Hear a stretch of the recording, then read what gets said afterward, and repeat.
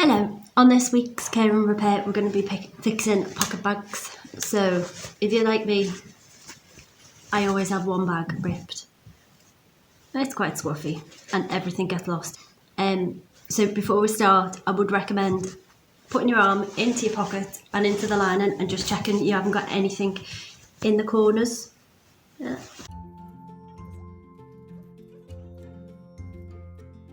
And once you've checked, put your lining out. Now, if you've got any pins, it'd be quite handy probably for you to be able to do this with pins.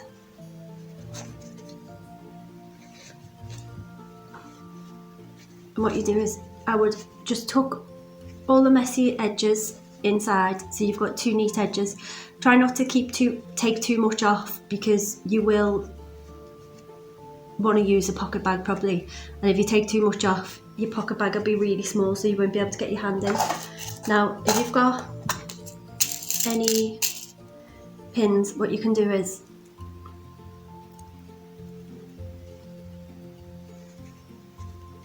got two neat edges like this and just pin it in place. If you haven't got pins, press it shut, or as we did with when we were hemming the trousers, get two clean edges and just run your finger along, pressing quite hard, and you'll notice that it'll get a bit crisper and it should stay in place a bit more. I don't always like using pins because I always end up stabbing myself. I'm going to tuck in all these little loose threads, and just a lot where it starts to rip, I'm just going to start sewing a little bit further along, so that I've got a little bit of extra strength in the pocket. So now, again, I'm going to do it with a double layer of thread. I don't know whether you can see that, but I've just threaded the needle and pulled it back on itself. So I've got the two ends here, the two ends. Try and get them as close as possible, and then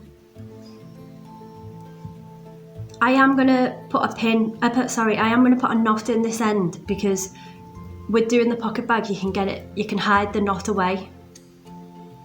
So again, I do a double just because I find it gives it a bit of extra strength, and because it's a bit bigger, you're less likely to pull it out. So now, this is where I'm going to start sewing. So what I'm going to do with the thread is just go inside of there and pull the thread out here. So I'm giving myself about an extra centimetre of stitches where it's going to be double. Pull the thread through.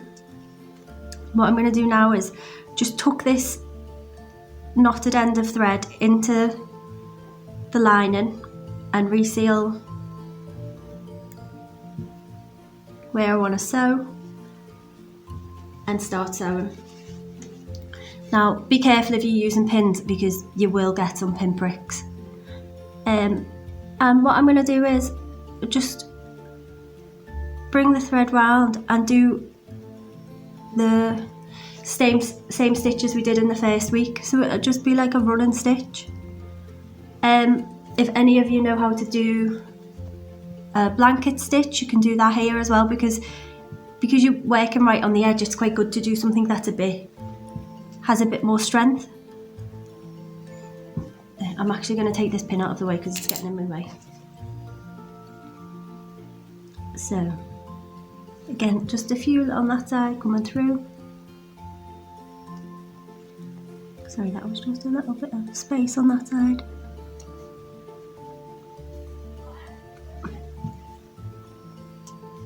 You'll see that if you pull too hard, you'll get this like little ruched effect. You don't really want that, so just pull it flat. That's actually quite a messy row of stitches, but at least I won't have a hole in my pocket bag.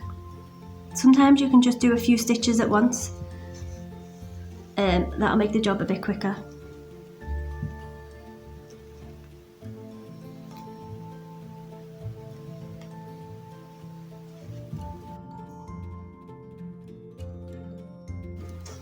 Basically what I'm doing is just getting those two edges together. in fairness, it doesn't really matter how neat or untidy this line is because it will be inside of your pocket, and I don't think anybody's going to be judging that. If they are, they'll get over it.